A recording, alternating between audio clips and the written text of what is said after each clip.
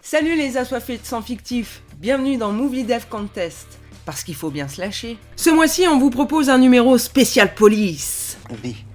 Et j'ai choisi pour vous Maniac Cop. C'est un film qui pour moi symbolise la bonne époque des locations de VHS. Toi l'ancien qui m'écoute, rappelle-toi, au vidéoclub, tu savais exactement où était le rayon horreur et tu repérais les jaquettes les plus prometteuses en sale et en méchant. Maniac Cop parle d'un flic qui tue des innocents. Il m'en fallait pas plus pour choisir cette vidéo. Résultat, il fait partie de mes préférés découverts quand j'étais préado. C'est un film américain sorti en 1988 et réalisé par William Lustig, déjà auteur de Maniac, un film auquel je vouerai un culte jusqu'à mon dernier souffle. Côté casting, on a Tom Atkins, qui fait partie des icônes du film de genre, parmi eux Fog, Halloween 3, New York 1997 et j'en passe. On retrouve aussi un tout jeune Bruce Campbell, principalement connu pour avoir incarné Ash Williams, le héros de la saga Evil Dead, mais qui a aussi joué dans d'autres films, plus ou moins réservés à un public de niche. Parmi les plus faciles à trouver, vous avez par exemple Bubba Ho-Tep ou My Name is Bruce. Et pour interpréter le tueur, c'est feu Robert Z'Dar qui s'y colle. Il était atteint de chérubisme, une maladie rare qui touche le développement des os. Donc si son physique se prêtait merveilleusement bien aux traits du Maniac Cop, ça l'a beaucoup limité dans sa carrière ciné. On notera tout de même son rôle de Face dans Tango et Cash. Allez, on s'y colle à ce deuxième Movie Dev Contest ? Feu ! Le film s'ouvre sur un officier de police qui se prépare pour aller bosser sur fond de musique angoissante.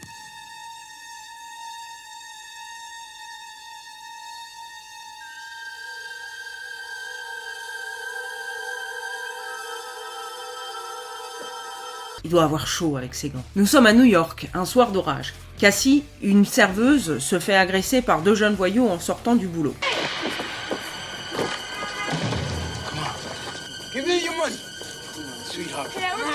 Mais elle se laisse pas faire et s'enfuit, poursuivie par les gamins. Un mec a tout vu, mais j'imagine que ce serait trop fatigant de se bouger les fesses pour aller l'aider alors. Cassie se cache dans un parc. Pourquoi tu continues pas de courir jusqu'à atteindre un endroit fréquenté ? T'es pas en mode furtif dans un jeu vidéo, il faut s'enfuir madame. Dieu merci, voilà la police. Cassie se pense sauvée, mais pas de chance. Elle est tombée sur le mauvais employé du mois. C'est un premier meurtre au bout de 6 minutes. Il est comme ça, Lustig. Il ne fait pas bouillir son public d'impatience et annonce direct la couleur. Regardez la tête que fait le gamin. Marrant, vu que 2 minutes plus tôt, ça le dérangeait pas d'envoyer une mandale à Cassie pour juste un peu de pognon. La police appréhende rapidement les deux voyous, qui clament que c'est un flic qui a fait ça. Ben voyons. Pourtant, ce que le légiste révèle de l'autopsie fait immédiatement tiquer le lieutenant Frank McCrae, très touché par ce meurtre.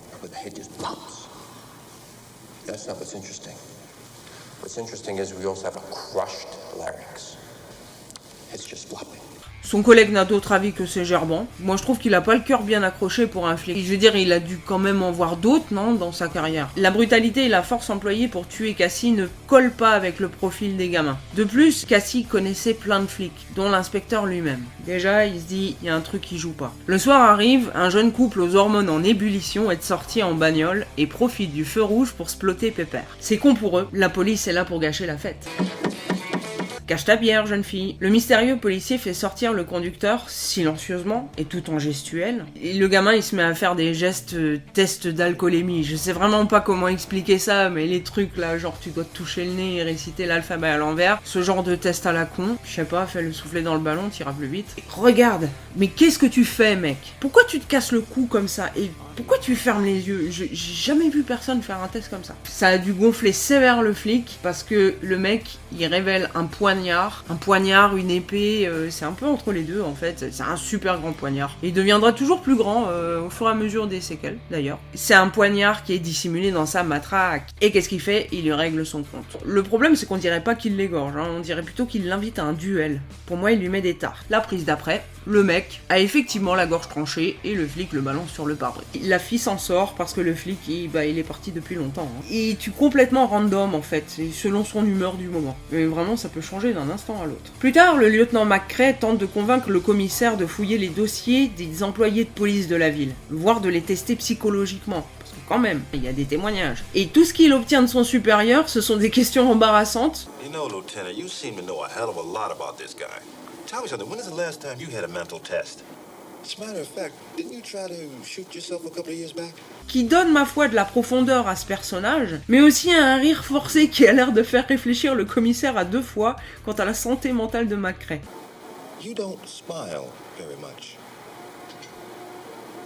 Regardez comme il cogite. Un autre soir, un musicien qui s'occupe gentiment de rentrer chez lui se fait brutalement menotter et poursuivre par le flic tueur. Regardez comment il saigne des poignets. Les menottes, elles ont été customisées, sinon c'est pas possible. Il court, il s'accroche, il reçoit d'aide de personne et il se vautre tout seul dans du ciment pas sec. Du ciment pas sec au milieu de la nuit, normal. Le flic lui enfonce bien la tête dedans. Le lendemain matin, faut y aller au marteau-piqueur. Et c'est fun. Et c'est rare le fun chez Lost. Trop c'est trop pour le lieutenant McCrae qui demande à une amie journaliste, avec qui il aurait fricoté dans le temps, de l'aider à prévenir la population de se méfier des hommes en uniforme, qu'un tueur est parmi eux et que le maire et le commissaire ne veulent rien entendre. La journaliste pense pouvoir en retirer quelques bénéfices personnels, mais c'est niette pour McCrae. Remember, I owe you one.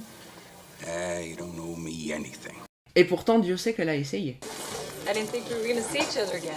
Bah, I see you on the news the end of each night, just before I shut off the lights.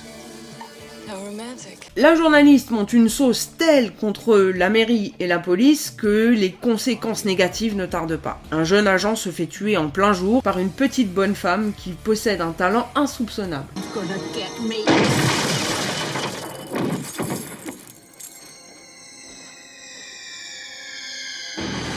Headshot! Ça ne fait que commencer. Tout le monde en profite pour mettre son grain de sel et ses rancunes personnelles, justifiées ou non.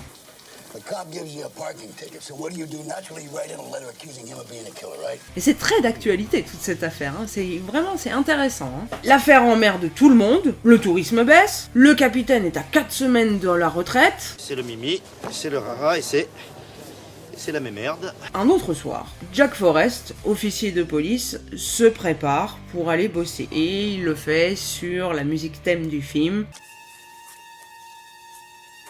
Tandis que sa femme Hélène fait du collage. Kawaii! Serait-on chez le tueur? C'est en tout cas ce que semble penser Hélène, avec laquelle Jack a des problèmes de couple. Mais il n'a pas le temps d'en parler, c'est l'heure d'aller bosser. À peine est-il sorti que sa femme reçoit un coup de fil anonyme, et on comprend que c'est pas le premier.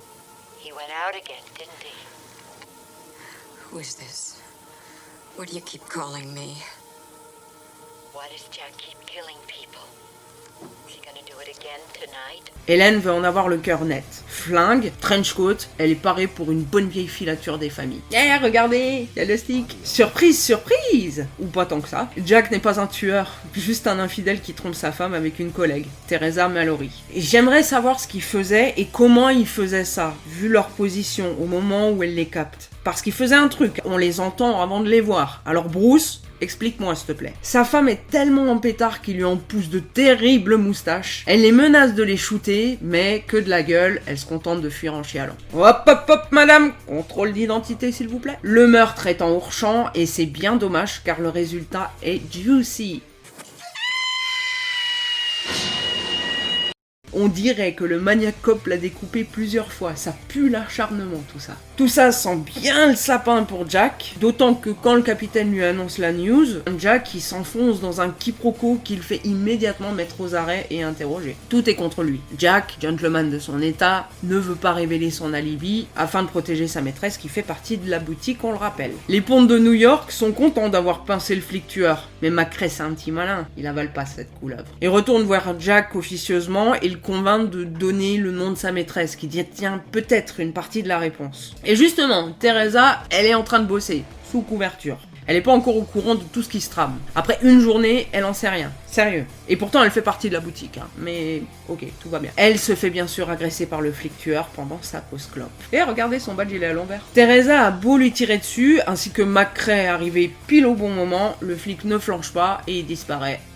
Dans la nature. Teresa affirme au lieutenant que les mains du flic étaient glacées et qu'elle lui a tiré au moins 2 fois dans la tête. Ensuite, elle révèle avoir confié ses amours interdites à une ancienne des services de police, Sally Noland. Elle a une jambe en PLS et elle a été reléguée aux archives. McCrae va la voir. La mère Noland ne lâche rien, mais elle semble ébranlée par ce qui est arrivé à Teresa. Oh, thank Jesus for that. She's a fine girl, that one. Ouais, bah ouais, elle se tape juste un mec marié, mais bon, vu que t'aides un mec qui tue n'importe qui, c'est vrai, t'es pas assez près. McCrae, à qui on la fait toujours pas, file le train de Noland qui le guide tout droit vers la cachette du mystérieux flic tueur. Elle se recoiffe avant de le rejoindre. On a compris, c'est son mec. Noland fait de tendres remontrances à son chéri. Sois gentil, pas méchant. C'est pas gentil d'être méchant. Tout le monde soupçonne Jack, tout va bien. Laisse la fille tranquille, fais pas le con Philippe. Il s'appelle pas Philippe, mais il s'appelle Matt. Matt Cordell. Le lieutenant, maintenant qu'il a le nom, il fait des recherches. Donc Cordell, en fait, c'était un super flic aux méthodes radicales qui se faisait un devoir et une fierté de nettoyer la ville de tous ces bandits. Il a fini condamné et écroué pour non-respect des droits humains.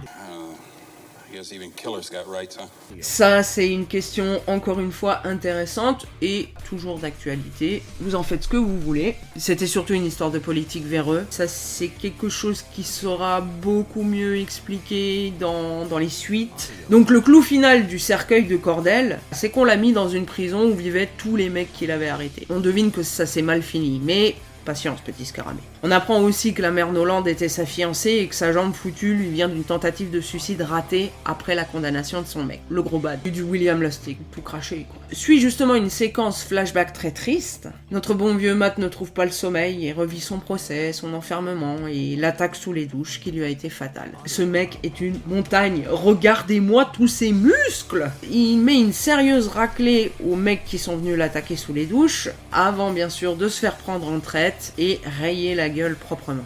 La prochaine fois que je te vois, je te raille la gueule. À présent tout est clair, Cordell crie vengeance et tant pis si on doit casser quelques œufs pour confectionner l'omelette.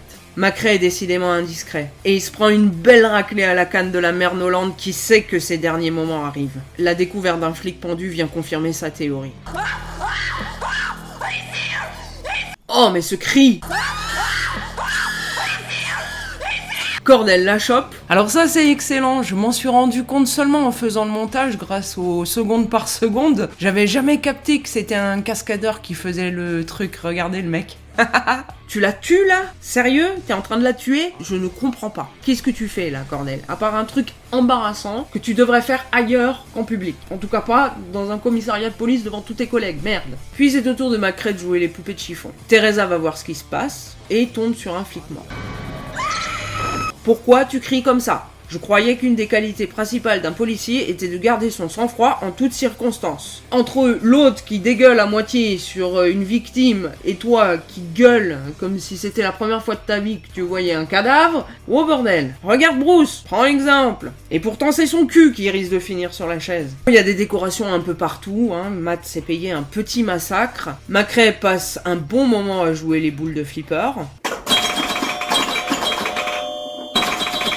Et hop, une pause façon super-héros avant de passer par la fenêtre. Calmez-vous, madame la policière. Jack parvient à s'enfuir après être tombé sur le nauséeux du début. Tiens, 2 agents ont échappé à la mort.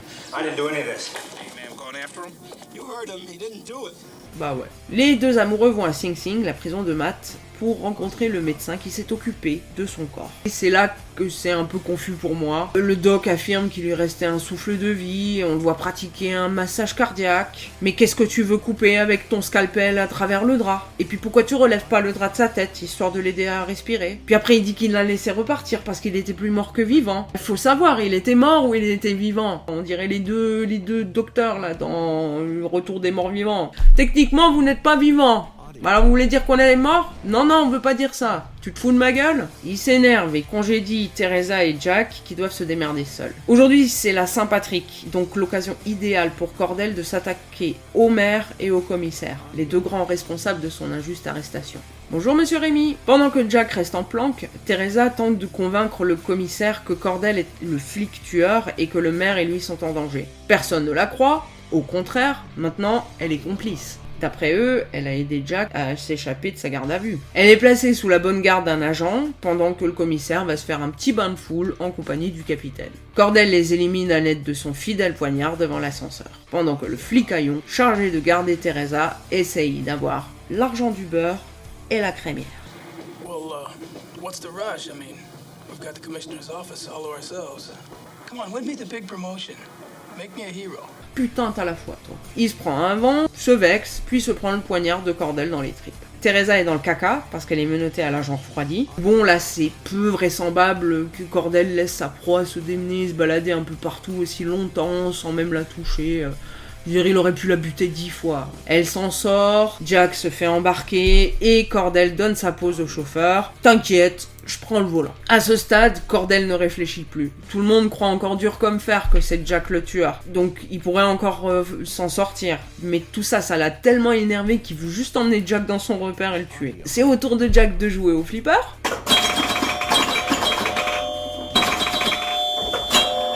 Teresa les poursuit, conduite par un collègue. Matt Cordell arrive à l'embarcadère. Le garde se fait renverser, mais franchement, ça m'étonnerait qu'il en soit mort, donc je le compte pas. Cordell et Jack arrivent, suivis par Teresa et le jeune flic qui attend qu'ils soient arrivés pour appeler du renfort.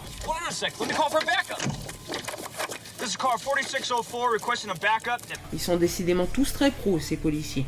Cordell déloge Jack de la camionnette et on voit enfin le bonhomme en gros plan. Bon, va falloir penser à prendre rendez-vous chez l'hygiéniste dentaire, hein, mon petit Matt. Teresa détourne son attention, Matt lui rend son mec et vole son fusil à pompe. Il descend le jeune flic qui finalement n'a pas voulu non plus attendre les renforts. Bruce Campbell vole un peu partout. Manchette. Enfin, les renforts arrivent. Cordell a les jetons, il prend la tangente après avoir balancé le regard. Toi, fais pas chier à Teresa. Pas si vite mon bonhomme. Jack s'accroche à la fourgonnette, il s'en prend encore plein la gueule avant que Cordell finisse empalé par un énorme poteau.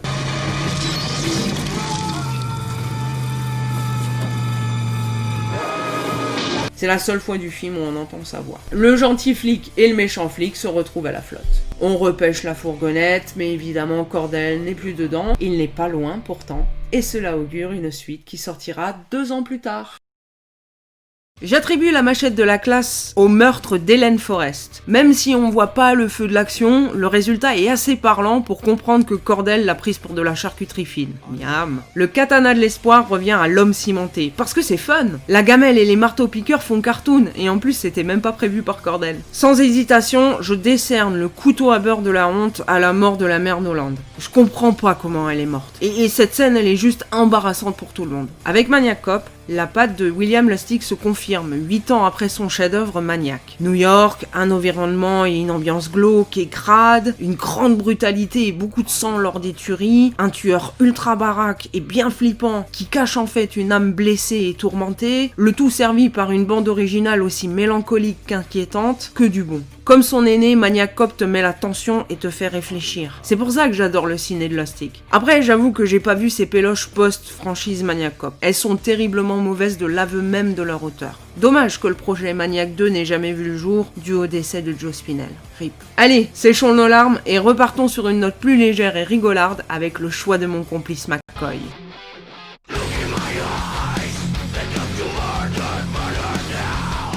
Bonjour tout le monde. Ce mois-ci, la patronne m'a demandé de chroniquer un film de poulet.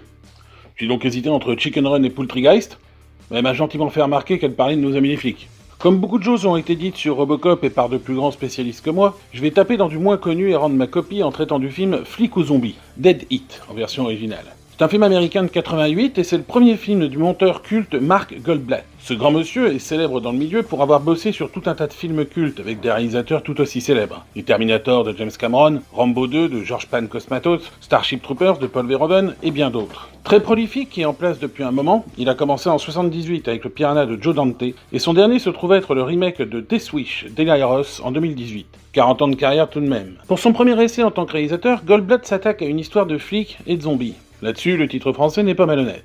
Dans cette histoire, on suit le parcours de 2 policiers copains comme cochons qui mènent l'enquête sur des braquages orchestrés par des hommes qui semblent insensibles aux balles. Pour cause, ces braqueurs sont en fait des cadavres ressuscités grâce à une machine et envoyés pour faire le sale boulot. Lors d'un interrogatoire, l'un des héros va se faire buter, puis ressusciter à son tour.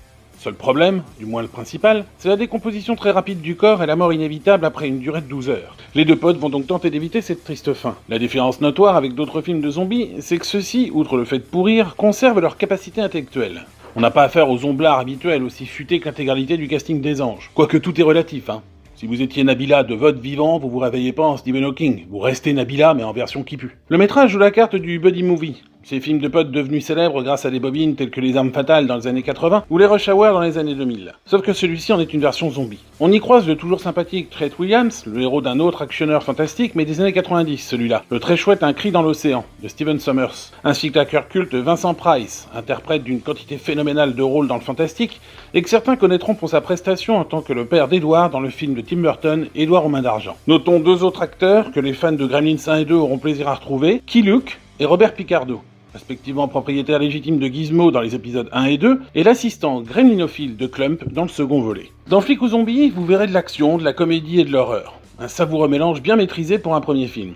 Bien évidemment, il faut garder un esprit ouvert et être un tant soit peu tolérant, car je le répète, le film date de 88, et ça se voit. Les jeunes de 15 piges habitués aux Avengers risquent de faire un AVC. Mais ce qui compte, c'est l'âme du film et la volonté de faire quelque chose d'original avec des maquillages à l'ancienne, du flingue, des blagues cradingues et du politiquement incorrect. Et profitez-en, car à l'époque à laquelle on vit, on risque de voir disparaître ces bons films pour une malheureuse blague qui pourrait vexer la Ligue de protection des castors. Ce film, c'est que du bonheur. Cherchez pas la petite bête parce que sinon vous la trouverez. On parle d'un petit budget qui ne se prend pas au sérieux et qui n'a de prétention que de vous faire oublier vos soucis pendant 1h30. Et il y parvient aisément. Alors ne boudez pas votre plaisir. A plus! Ce deuxième numéro touche à sa fin. Si ça vous a plu, vous pouvez liker, partager, commenter et vous abonner. Merci d'avoir regardé et on se retrouve le mois prochain pour un nouveau Movie Death Contest. Ciao!